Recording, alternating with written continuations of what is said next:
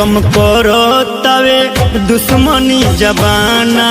दीवाना कहीं भाग चले के तुम करो तवे दुश्मनी जबाना दीवाना कहीं भाग चले के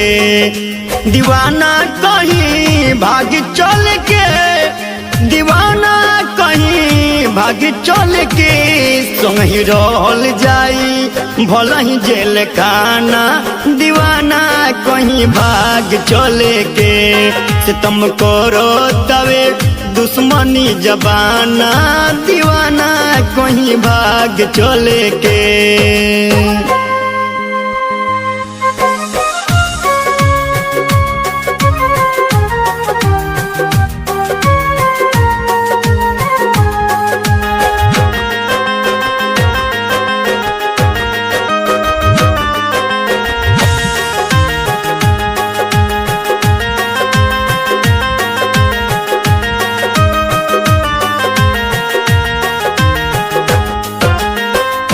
कॉपी किताब पापा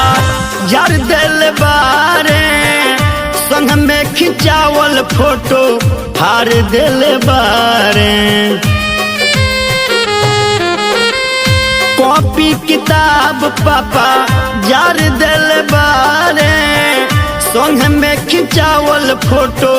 हार दिल बारे भौजी मारो तरी रोज हम पे ताना दीवाना कहीं भाग चले के तुम करो तवे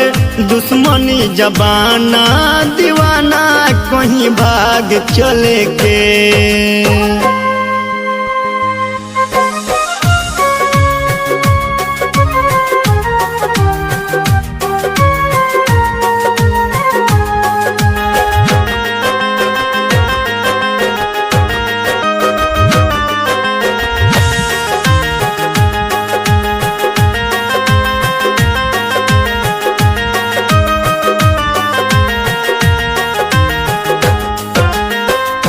घर से बहरी निकलल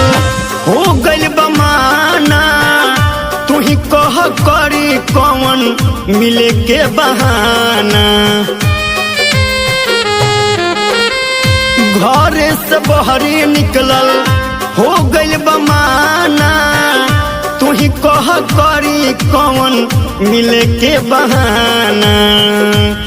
दिल में बसल बारो बनी के तराना दीवाना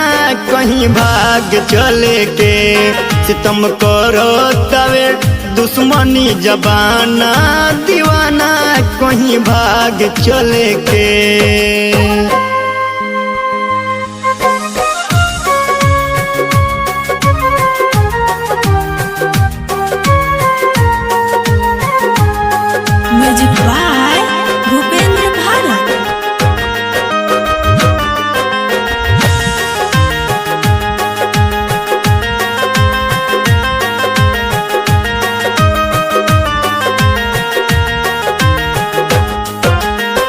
रोहित हंसराज बात